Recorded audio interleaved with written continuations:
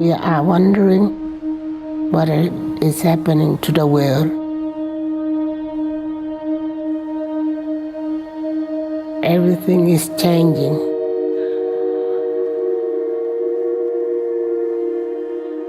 The very idea of human being some sort of natural concept is really going to change.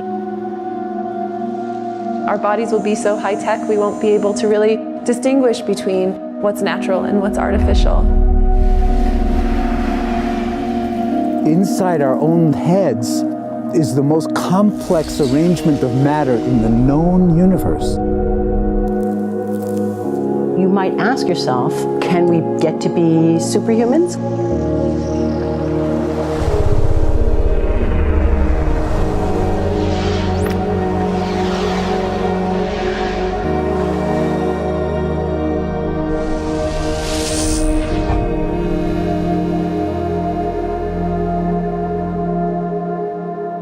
The original Industrial Revolution was driven by the discovery that you could use steam engines to do all kinds of interesting things. But that was followed by additional revolutions for electricity and computers and communications technology. We're now in the early stages of the fourth industrial revolution, which is bringing together digital, physical, and biological systems. One of the features of this fourth industrial revolution is that it doesn't change what we are doing, but it changes us. With the ability to visualize brain activity, for example, through a simple consumer-based EEG device, it gives us access to ourselves in ways that we've never before thought possible. It unlocks the black box that is the brain and enables us to really, truly be able to realize an identity that is aspirational. There's now a scientific foundation for the effects of mindfulness on the brain, on the genome, on biological aging. And when the human mind does know itself, then you get the potential for a new renaissance that restructures itself in terms of our relationship to life, our relationship to the planet, our relationship to work. We need a different economic model. And by that I don't mean capitalism versus communism. What I'm talking about is a shift in the system along the lines of the two big changes that happened in the 20th century, Keynesianism, with a much greater focus on health and education and the role of government working with business, and then a reaction against that in late century to neoliberalism, where the focus was on free markets, freedom of the individual, and getting governments out of the way.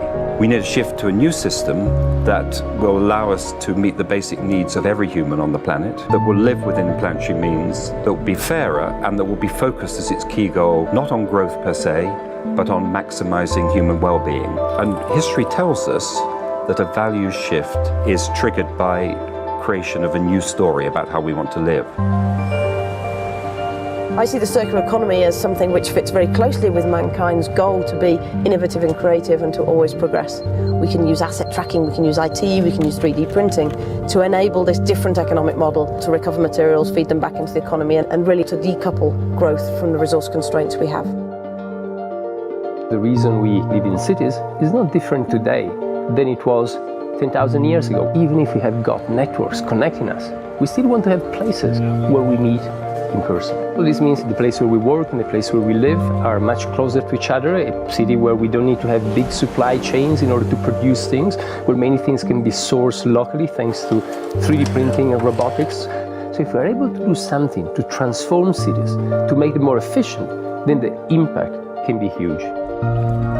Think about the prospect of getting rid of plastics. We must not only be inspired or informed by nature, but actually use natural organisms with which to design products and building parts. Only instead of varying material properties, we're varying biological functionality. Design is critical today because it's the first signal of human intention. So the question of adding quality to quantity, it isn't a matter of simply circulating things that are potentially toxic. It's circulating things that are safe and healthy for all generations. So the goal is no longer, I want to be less bad, less monotonous, less unsafe, less unjust. It's really about a diverse, safe, healthy, and just world with clean air, clean water, clean soil, clean energy. Together we are fighting to preserve our fragile climate from irreversible damage and devastation of unthinkable proportions. we think about the original Industrial Revolution, it was an energy revolution. I like to think of it as a kind of bookending of a period in human history during which we used fossil fuels, and it worked very well for us for a long time. But now we have to bring that to an end. We have energy technologies that can power our civilization: solar, wind, biomass. So then the question is, well, how do we get grid integration? Maybe the wind is blowing in Denmark, the sun is shining in Germany, and now you can move that electricity through an integrated grid. You can supply energy to everyone who needs it, and you can supply energy at all times.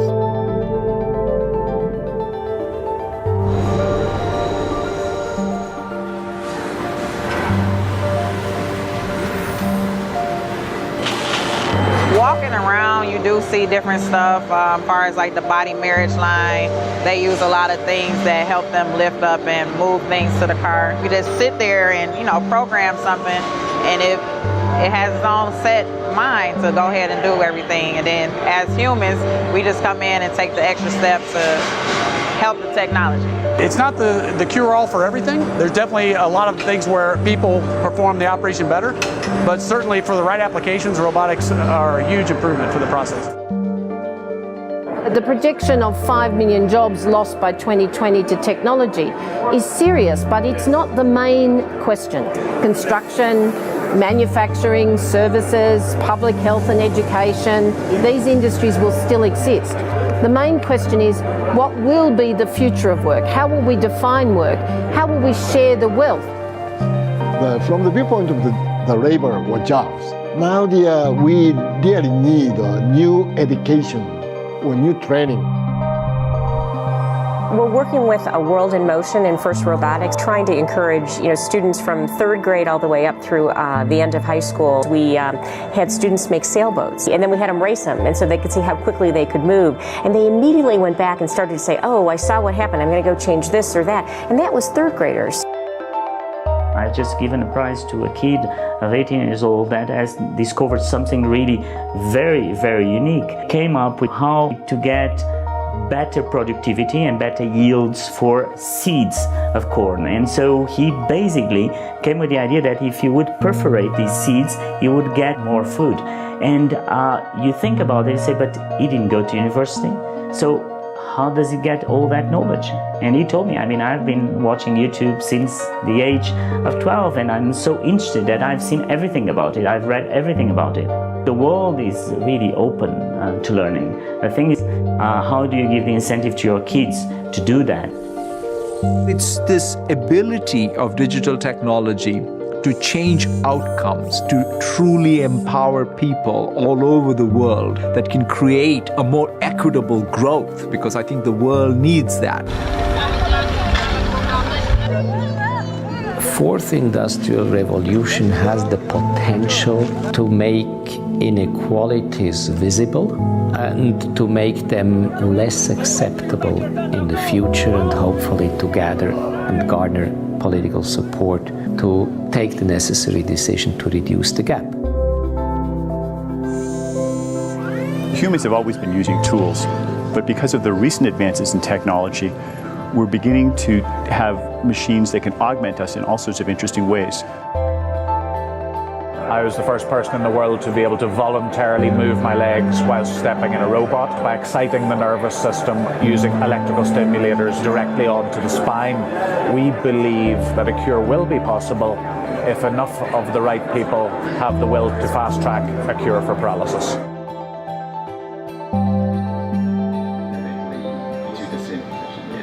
We take two things from the patient.